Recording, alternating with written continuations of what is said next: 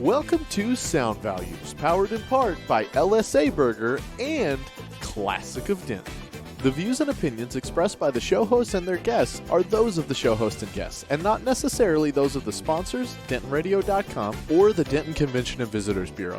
For more information, visit the Policies and Procedures page at DentonRadio.com.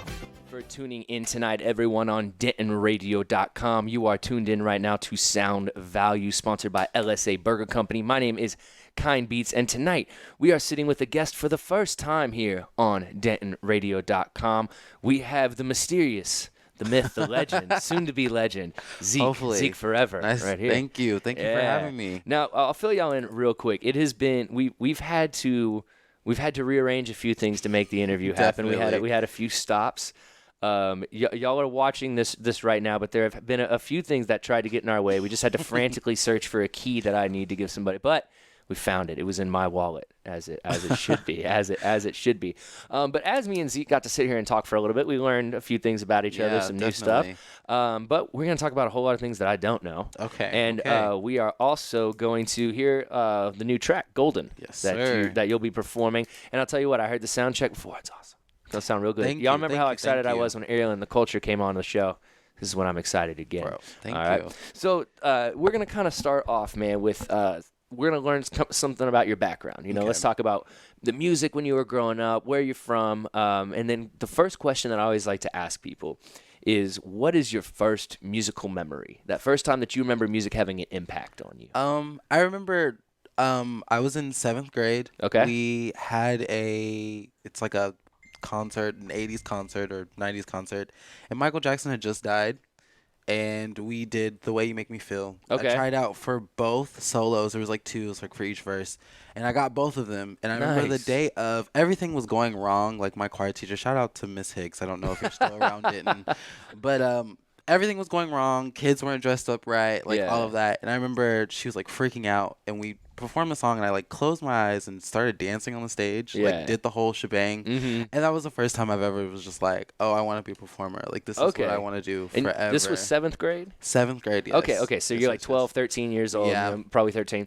Now, to do something like that at the age of 13, you had to have had some type of experience, maybe singing or performing to begin with. So where does that come from? I've been singing since forever. My mother is a songwriter. She's a musician. She actually is the leader of my church's choir. Okay. But music has always been a part of my family, always been a part of my life. It's been like since I was born, popped out of the womb singing with family. And I remember I actually had to like lead a whole bunch of songs when I was like 5, like in the Sunshine Band. Like they just always did that kind of stuff. Okay. Like, that was just that's how our family is. Yeah.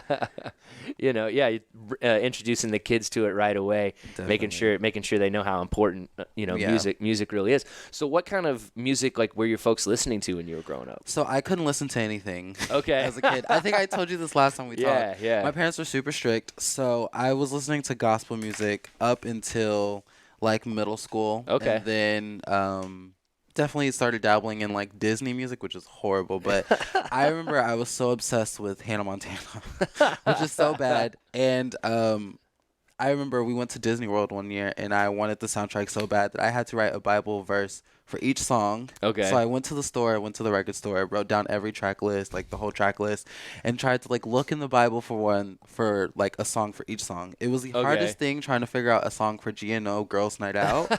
It was horrible. Like what? But I did it, and I got to do that. Got to get the soundtrack, and I had like a little concert for my family the day after because I learned all the words. So I grew up to listening to gospel music. So if you ever like listen like the harmonies and stuff that I do, it's very gospel-esque, but that's just like all that I was kind of raised on. Okay. But right now I definitely like Frank Ocean, Beyonce, those type of things. Definitely like in the R&B pop field. Yeah, for sure, man. And there's so many people that I've spoken to on the show says like, I mean, a lot of drummers who I've talked to, I'm like, where did this start? And they're like, oh, the church. Like that's, and I think that's because like, that's where you could go and you could play the drums loud, and then they didn't have to go home with them. You know, so the parents are like, you got to go to church. Like I remember I was talking to Aaron Capers, AC. He's a drummer for the Mavericks, and he was like, well, the only way I got to play the drums is I had to go to church. My mom was like, you want to play the drums? You have to go to church. Oh, definitely. And so he would go and play the drums, and that's where his passion for that started to develop. So, so you're starting to do some stuff in school, in middle school, and as your music tastes were developing, as you kind of started to, you go from 13, 14, and then we hit high school, No, and that's when we definitely. start to get introduced to a whole new world of music and what our Yeah. friends are listening to, and maybe the sheltering and the goes down and the exposure goes up. Oh, So did you definitely. start to find new types of music So as you were getting I older? went through a phase where I was really obsessed with dubstep. Okay, I mean, honestly, a Yeah. lot of people did. And so there was this is a specific remix that I'll never forget because I love the band now. I've actually seen them live. Foster the People. Okay. They had this really cool remix of I want to say it was not Pumped Up Kicks. It was what is it? Dun, dun, dun, dun, Don't Stop. And it was Okay. this really cool. I want to say it's a Rat Pack remix. I remember it from the video specifically, and I love that. And that was kind of like what ushered into like what I listen to now. Mhm. But Foster the People definitely was like one of the bands where I was like I had to sneak into the house to listen to Wow, it and like okay. that kind of thing.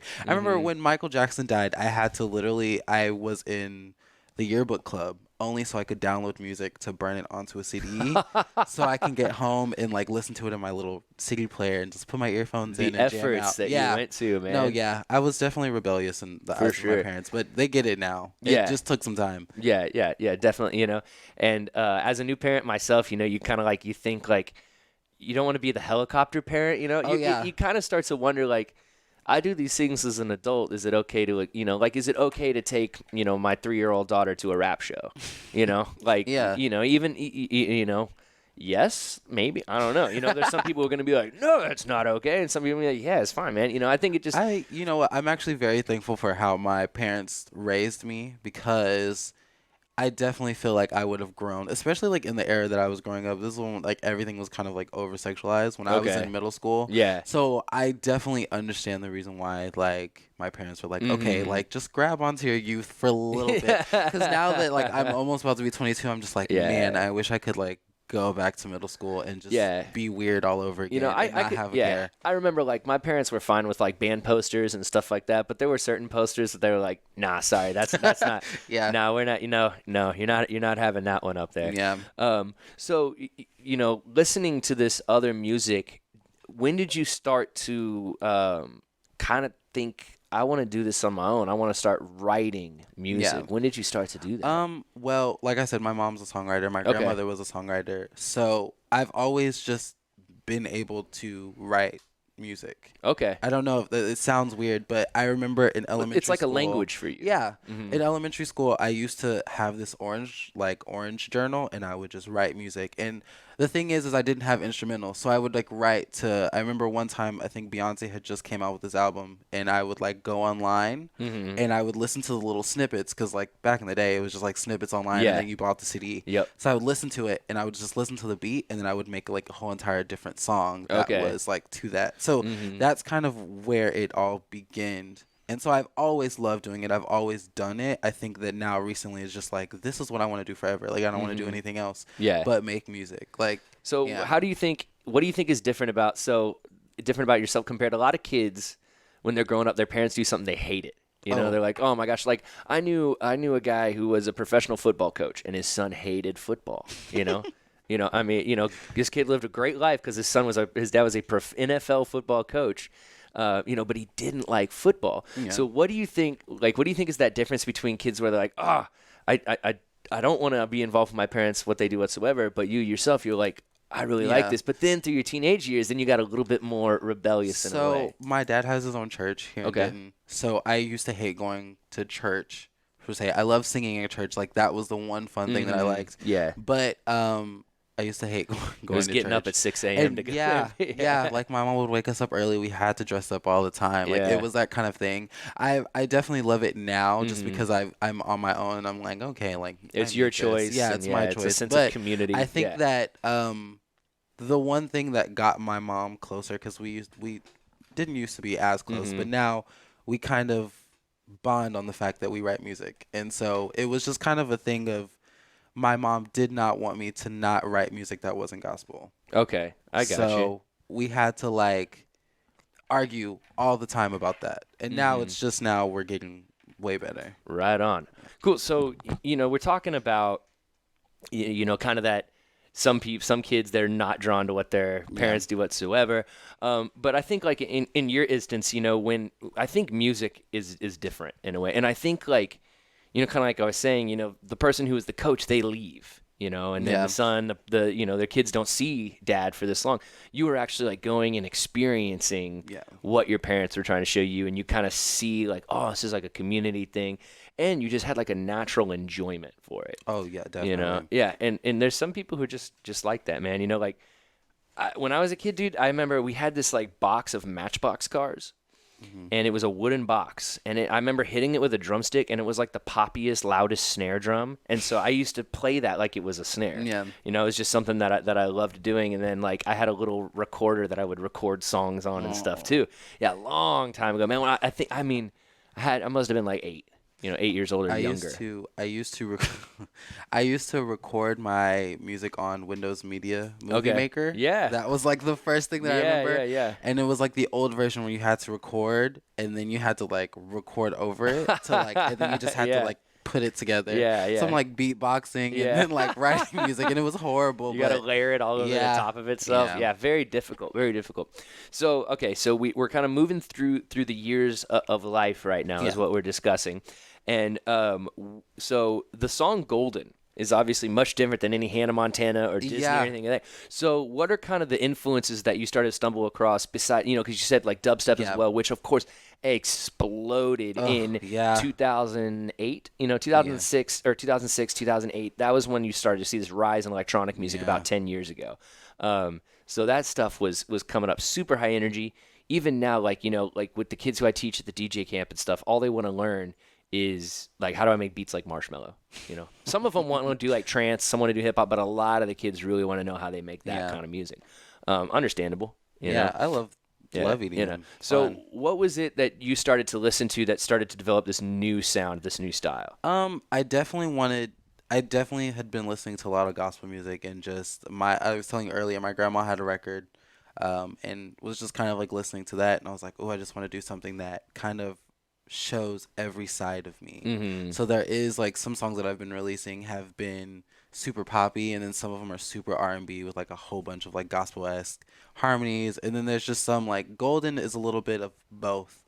Golden actually kind of happened on accident. I was listening to like Ariana Grande, which is like this new wave of pop music that's coming out now.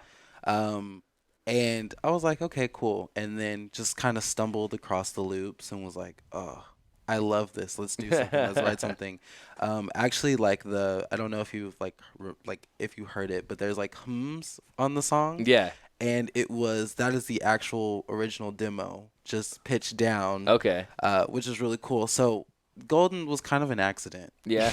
And I think that was like the best accident that could happen to me right now. But I was really just listening to a lot of R&B, all that kind of good stuff. Yeah. Was it an easy song? Like, did it write itself, do you feel? Like that kind of thing? It wrote itself. Yeah. I was in a situationship, I like to call. Yep. And I really wasn't being treated the way that I needed to. Okay. And so I kind of took a step back from it and kind of just wanted to be like, okay, why are you allowing such horrible things to happen? Why are you allowing this person to kind of run your life? And he came back to my life or whatever. Yeah. And I remember just being like, nah, this is not it. And I remember getting so irritated. I came home. I work at a warehouse, so I don't really have I didn't have a lot of time to record music. So I remember I went home and I was like, I want to record something. And the second verse happened and I was just irritated. Like, act like you never pursued me. Like, no, like, I'm Golden. You're going to treat me like that. And then it just kind of happened. It happened. It was first verse, second verse, first verse, hook. And then everything else just kind of happened. And I think I recorded that song in one night. I just kept listening to it over and over at work. Like, what do I want to change? And most of it stayed the same. Yeah. Most of it stayed the same, which is pretty fun. Yeah, that's awesome, man. Yeah. And it, like, the first time that I listened to it, I was driving home from down in Fort Worth at the hospital. It was like 6:45 in the morning. Oh, wow. And so you know that if I like it at that early in the morning, then you know it's Thank you so much. But what I was mostly impressed with the song was the mixing and everything. You know, a lot of the time mixing with lyrics can be more difficult. You know, it's even something that I struggle with because I don't do it a whole lot. You know, I make instrumental music and I normally I send it off, and if someone's going to record it, they do the mixing that way. I usually don't mix lyrics over my stuff. Yeah. So I found it, and especially it was the car test. I remember I told you this. I was like, this is a brand new 2018 Volkswagen that we're bumping this in, and it sounds good, and from all the dynamics. So, from that aspect, how, like, what were you telling me you used to produce? I use Splice. Okay, yeah. Splice. So, but you Splice, but then what do you use to, like, Mixcraft? Yeah. Okay, which I've never even heard of. Yeah.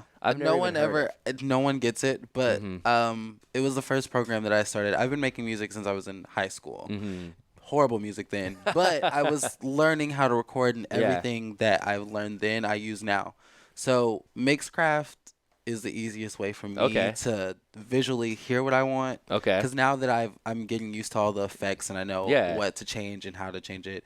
So mixing wise, like, that's what I use. Yeah. Okay, cool. And I mean, once again, like, somebody has asked me the question before, like, does sampling bother you? And or does this bother you? And to me, like, I'm not really concerned with how the art is created anymore. Yeah. I think when I was younger, I was like, oh, you have to do this or you have to do this. But as I made music and I, like, was like, oh, well, maybe, like, I could just I could do that a little bit. I can do that a little bit. Fun fact is my first album, New Normal, was produced by someone named Polaroid. Okay. Turns out that he was literally just using, like, sample packs. Okay, yeah. And so that was kind of my introduction. I was like, well, if I can do this for, like, $13 a month, let's try it out. Like, I'm not going to pay $50 for it. So it was just like, let me try it out. And I just ended up loving doing it. And nice. I'm the type of person that I'm learning how to produce, but when I write a song and if I hear it that way, and if I can find a loop, why not just do that? Exactly. Yeah. Because you're not your objective is not to be the beat maker, the producer. You're a performer. Yeah. You're a singer. You're a songwriter. And so exactly. So I think it's about the objective. Am I communicating what I want to communicate? Yeah. That's what I was saying earlier. Like, when you get all those shares or those likes for a certain song, and then it can kind of make you want to make music that sounds like that more often, But the thing is, that song was that moment and that time. Yeah. You're not going to make something that sounds like the same, and nor should you try to make something that sounds exactly the same. So because I remember when I asked you, I was like, "Hey, how did you make that?" And you were like, "Oh, Splice." But to me, it's about taking those pieces and then mixing them. Yeah. Because you can take stuff on Splice and it can sound terrible. Like, after you mix it, And so that's a talent in itself right there, is to be able to mix that stuff, especially. Well, thank you so much. Thank you. And the vocals too. Vocals, once again, not only the mixing of it, but the recording of the vocals sounds good too. And y'all will hear it in just a little bit. I promise. I promise you will. So when you start to record stuff, or when you start to write a song, what do you start with? Do you start with lyrics, beat? What do you kind of go with? So usually what happens is it starts in the car. Okay. I'll be at work. I listen to music at work. We used to. We could listen to MP3 players. So I would just have beats or, like, ideas or songs that I, like, am interested in, and I'd just tap around, and then I'd wait until I get off work and record, like, voice memo. I have so many in my iPhone, just like an idea, and then I'll get home, try to, like, hear, like, if I know exactly what I hear, like, okay, synths, like a lush synth, just look it up, and it kind of just molds into that. My writing, it varies. It just depends on when I have, like, if I have pen and paper available, then yes. I tend to like writing with my iPhone notes a little bit more, but I don't always have that opportunity. So if it's something that needs to be done, I'll voice memo it and then take it home and just be like, okay, this is what I want to do. Let's sit down. Let's make it work. Yeah. And that's kind of what happens. Was Golden, like, did you write that, or was Golden kind of more of a turn on the mic and just say what comes to mind? That's what I mean, man. Like, I forget who the producer is, but he's like, you'll have tracks that you'll work on for weeks, but the one that just comes to you, that's going to be the best. Yeah. It was so fun. I remember recording the song in my little apartment, just looking at the DAW, and I was just like, oh, this is crazy. And I have this big, like, mirror, like, collection of mirrors that I stack on each other. Okay. And I'm literally singing the song in the mirror, and I'm just like, this is what I want everyone to feel like. Okay. So what's the mirror for? Is the mirror kind of, like, help you to feel a little bit more? Like, the mirror is because I record in my room. It's just to kind of, like, see how others see. Yeah, okay. I know that's, like, it's like a performance. Crazy. Yeah, no, it makes sense, because, like, if somebody's gonna practice their lines, Practice it. You want to know your facial expressions. Oh, definitely, yeah. Especially anybody who's done theater arts or anything like that. If someone's like look confused, you can't like just like yeah. That's not that's creepy. Yeah. And the thing is, like, confusion and fear and stuff can look very similar depending on how our facial expressions. So it makes plenty of sense. Like if you saw yourself singing, and all of a sudden you're like, why do I look like I'm in pain? Be like, okay, let's adjust that because the audience perspective. Yeah. I really wrote this song about myself. It's dedicated, and that's why the album Dear Golden Boy is a collection of songs that are dedicated to myself and coming out of a situation that will better myself. Because at the end of the day, the situation that I was going through, it made me so much better, but I had to kind of use those inserts to change and to work on everything. That made no sense, but you know what I'm saying. I know exactly what you're saying. Well, the fact is that we have to, it's the old saying that you can't know sweet without sour. Yeah. Definitely. Like and we go through situations, and like you said, I love it, situationships. Yeah. That was great. In order to learn about ourselves and then to better ourselves. And sometimes the individual might have been a little bit right, and sometimes they might have been a little bit wrong, and sometimes it's a combination of the two. And but as long as you can take that situation that's created some negativity and turn it into a positive, take a negative to a positive. Like you went home, you weren't happy. You're like, you're not treating me right. And then you recorded this great song. Yeah. Now you're sitting here on this show with me. Yeah. You just got booked for a show August 1st at Backyard on Bell. So you dropped that right there. Thank you. And then you also have another show coming up with Ariel and the Culture. When is this happening? Yes, it is July 27th, the day before my birthday. Nice. So it's like the best birthday present ever. So how old are you turning July 28th? I'm turning 22. 22 years old. Yes. Nice, man. Nice. Yes, sir. And so that's what I mean. Like, if that situation doesn't happen to you, then you don't come on. Then you don't record that song. Definitely. You don't send it to me. It doesn't go on Spotify. I don't listen to it, and then we don't end up having this show going on at Backyard, having this whole conversation in general. Yeah.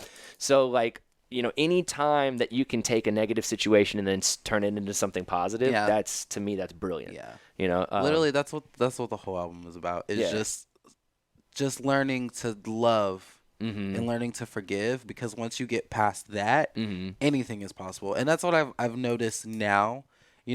I never thought in a million years that I would be on the radio. Like, this is just like the wildest dream that I could have ever have. And so, also, thank you. Thank you. Yeah, for sure, man, for sure. Yeah, and so, like, you said July 27th? Yes, sir. Okay, cool. Yeah, so July 27th, where's that show happening? It is in Dallas at the Sync Gallery. The Saint or Sync? Sync. Okay. CINQ. So has I hope nothing I'm saying to do right. with like faucets. No.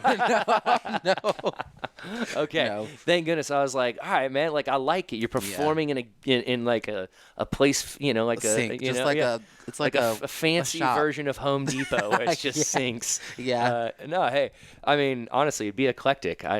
We've got ideas here now. Like, imagine going to like a lamp shop, having all those chandeliers above you. Honestly, yeah. That could Or be like kinda IKEA. tight. Yeah. That just would be just dope. record a music video in IKEA without their knowledge at all. I might steal that. I think that's a pretty solid idea. And then getting kicked out of my favorite store ever. Yeah. That would be horrible. While singing your song as they're pushing you out. Yeah. That would be classic, man. I would love that. All right, so let's keep on going here. So we've kind of talked about your writing process. It's like listening at work, going home, putting it down. But what are the things that inspire you to write? Everything. Everything. I know that's like not even, that's so broad. It's a cliche answer. I write from personal experience. I try not to kind of just like, oh, this is what's going to happen or what. No, like I write between or everything. Like there's a song that's called Vacation that's on the album. And I wrote that song about talking to someone that was super clingy and having a horrible day at work. And you're just like, you know what? I'm calling in tomorrow and we're going out. Yeah. And it's actually a true story. I went to Austin one weekend with my girlfriends, and we were just like, oh, no, like, let's forget work. Let's do this. And it was the week of South by Southwest, and it was such a fun time, but it was something that I definitely needed. Yeah. And went home and was just like, oh, let's do this. Like, this is what I'm writing about. So I take inspiration by anything that happens to me that is just, like, monumental. And it doesn't even have to be monumental. Like, I wrote a song called Distractions that is about getting home because you're tired and just cannot wait to get Uber Eats. And that's what the whole song is about. I think that's a song that a lot of people could relate to on that one, man. Yeah. Yeah. And so, do you find in your music, you say you write from a lot of personal perspectives. Now, some musicians or some people who write, lyricists, they don't use like as in they don't want you to know they're singing about themselves. They might tell a story, but relating it to themselves, or saying like, like you might have a song where it's like the golden boy, this, and this. So you don't say directly me. Yeah. Do you find that you prefer to, let people know, hey, this is about one of my experiences, or do you kind of like to leave it in the mystery? I definitely a little bit of both. I Okay. think Golden was just super personal because it just happened. Yeah. But a lot of the time I wanted, and especially with the album, I wanted to make sure that everyone could feel the same way. It's just about overcoming. So it's definitely geared towards anyone. Anyone can relate to Golden, even if it says I, anyone can relate to, like, there's a song called Dear Golden Boy, which is a song about, like, my friends and I going through a situation that was really rough for us. So, it's just dedicated to anyone. Yeah, really. and so, when you say you're writing a song, Dear Golden Boy, that's you kind of talking to yourself. Yeah, in a way, definitely. and so Yeah. it's like this like stream, this conscious awareness, Yeah. And that's the thing about music too, especially, when there's lyrics involved, is a lot of the time you're getting like a piece of somebody's diary and you might not even be aware of it. Yeah. You're getting this, like you say, you sit, you record, there's this, and then that's what we're hearing, Definitely. through the experience. So to me, that's pretty wild, man. And did you feel like it took you a little bit of time to open up in a way like that, to be able to Yeah. express yourself? And how did you overcome that fear? I think it was just years of making surface level music. Okay. I will say that What do you mean by surface level music? I was just making pop music that anyone could make. Okay. And I think that that's great. I think it's, obviously great music.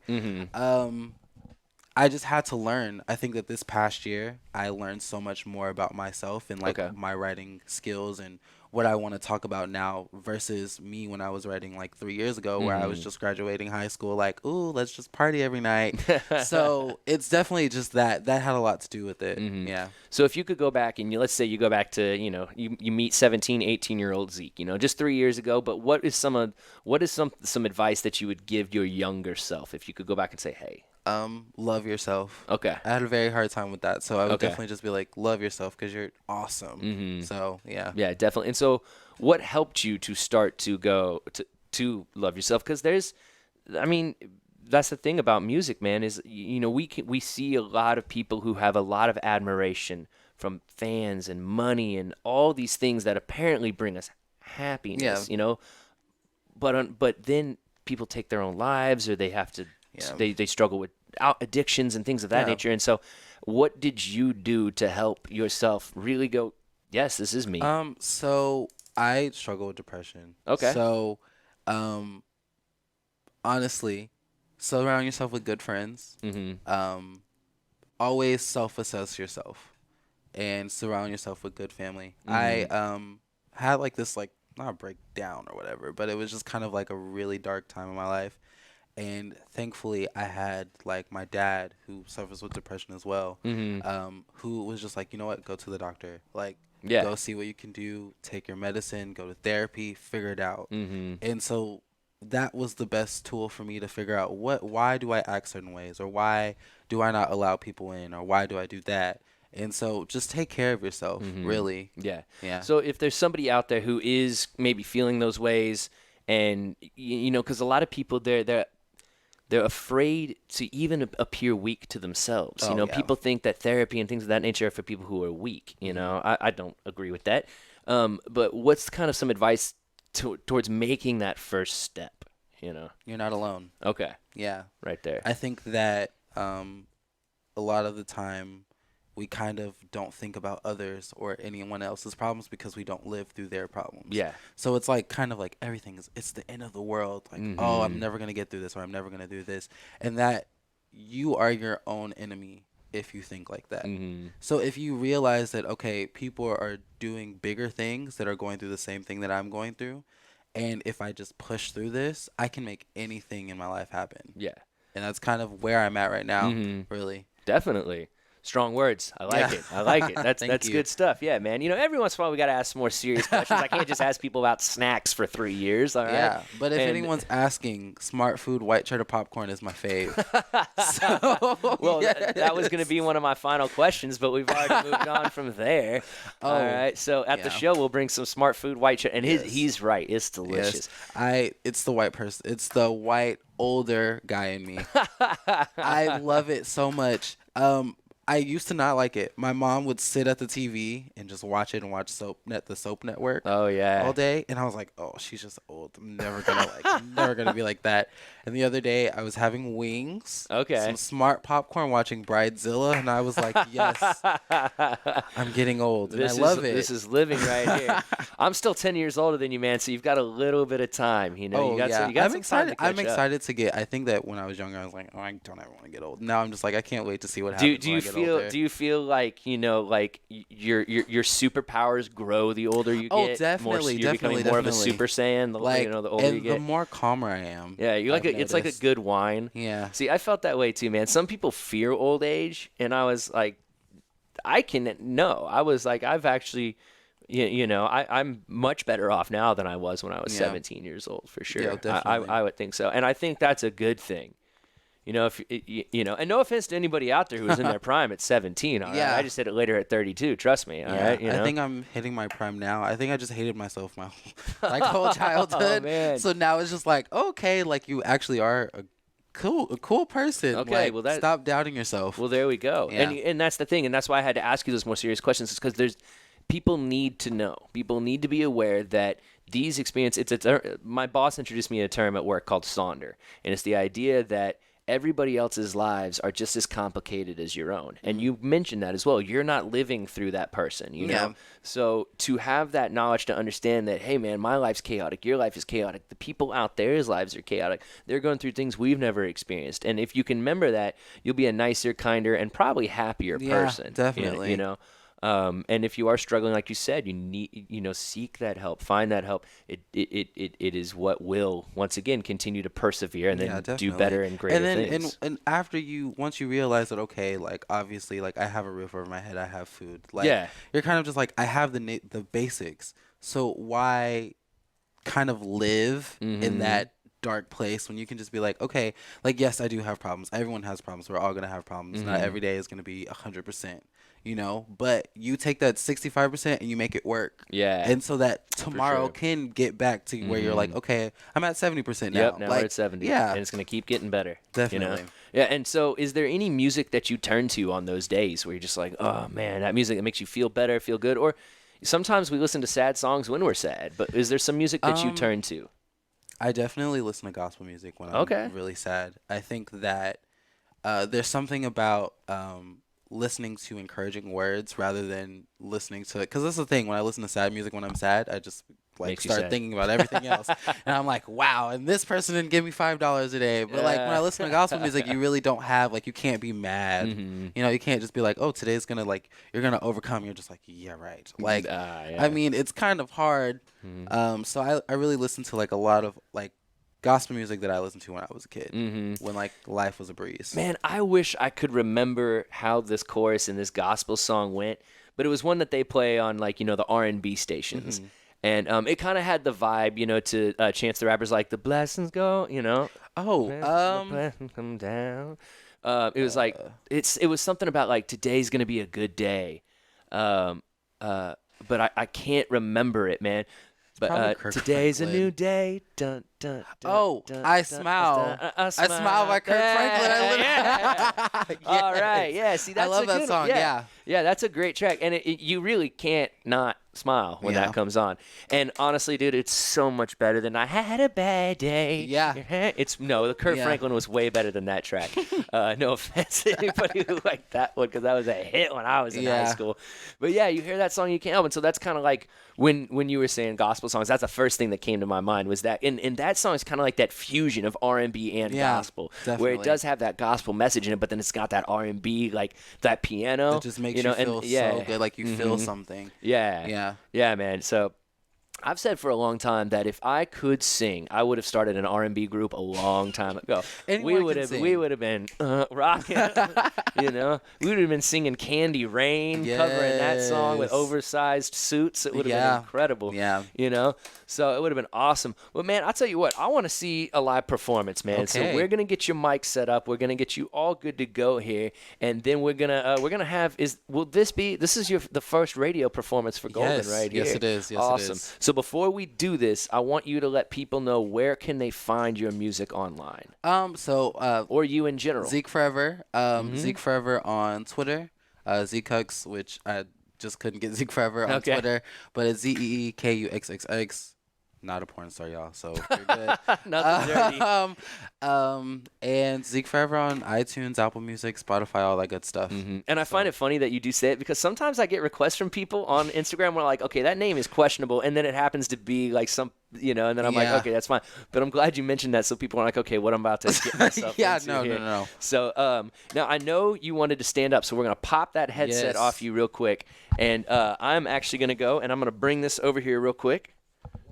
You just go ahead and open that computer up, man. Luckily, us here at DentonRadio.com, man, we're pretty solid at doing this stuff quick and on the fly, man. So we'll get you set up right here. All right. We got Zeke Forever getting set up here, ladies and gentlemen. We're going to be doing the song Golden right here live on DentonRadio.com. I am pumped. Do you need me to click the space bar for you? That works. All right. Now, are we ready to go, Maestro? All right, here we go. All right. Ooh, no. No.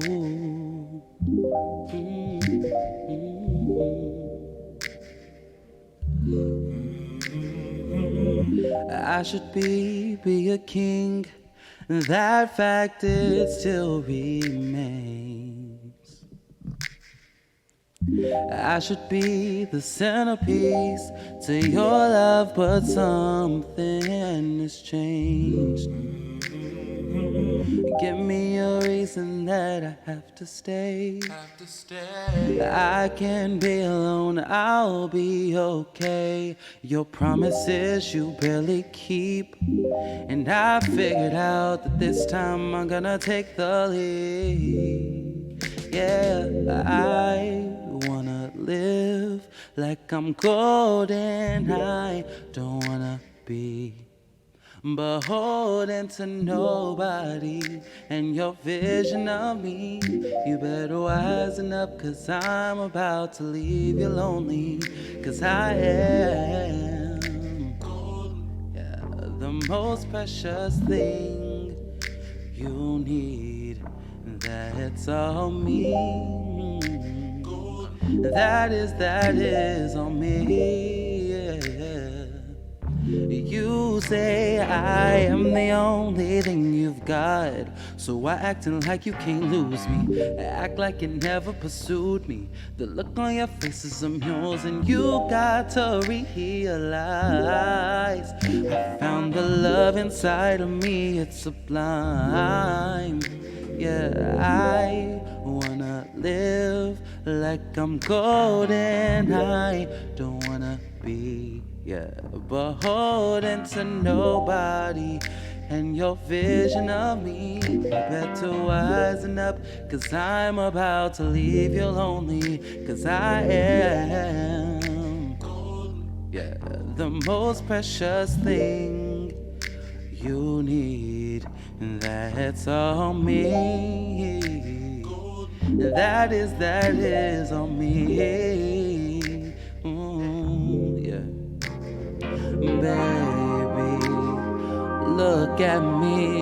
You got a dime, and you keep on wasting your time, treating me like I ain't golden. Yeah.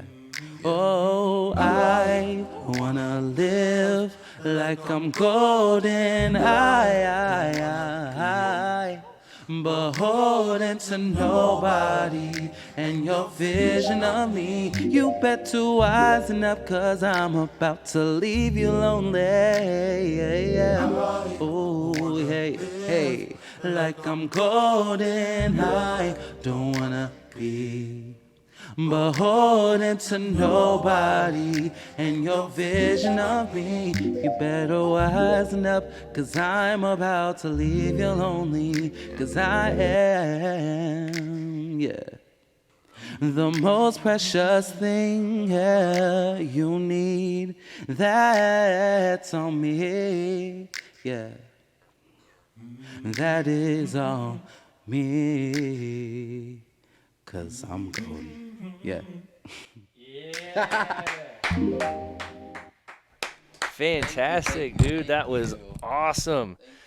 Folks, that was Zeke Forever right there with the track Golden. Now, what is that track on? What record is that coming out on? It is on my new album. I just released it called Dear Golden Boy, and it was released June 21st. So, Dear yeah. Golden Boy, so it was recently, or wait. Yes.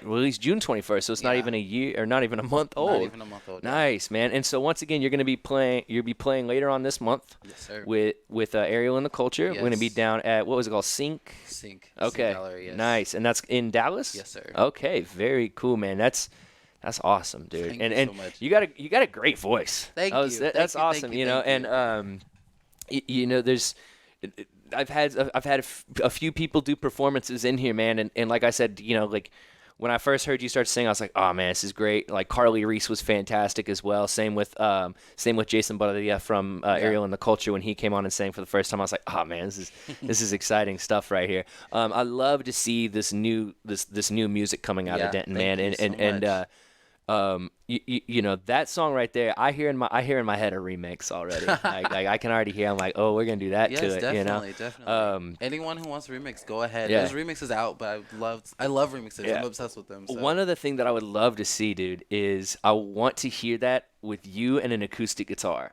Ooh, so have someone transcribe that to acoustic. Oh yeah. Oh man, that would be so fun. There's so many things that I want to do with it actually. So that's an idea right there. We might have to make that one happen. All right, we might have to have you and Sage Baker collaborate on that because he plays guitar, so we can have these two voices together. I with would him love on the guitar. Love that. That would be sweet, man. We'll have to see if that can happen. All right, so one more time, if they want to find you on social media, where can they go? So Zeke Forever on Instagram, Apple Music, Spotify, all that good jazz, and then Zekuxx on Twitter, ZEKUXXX. No, I am not a porn star. But yeah, you can find me there too as well. Nice, man.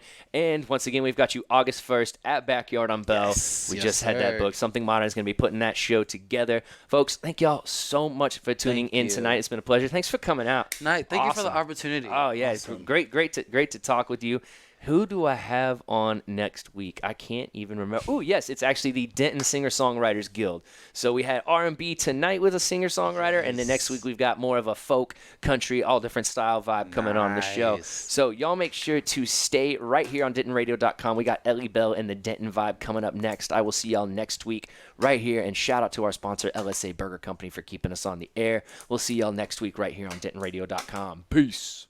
Well, thank you for tuning in. We hope you enjoyed the show. We want to thank our partners and sponsors who made this show possible. And now stick around for a word from all of us here at Discover Denton.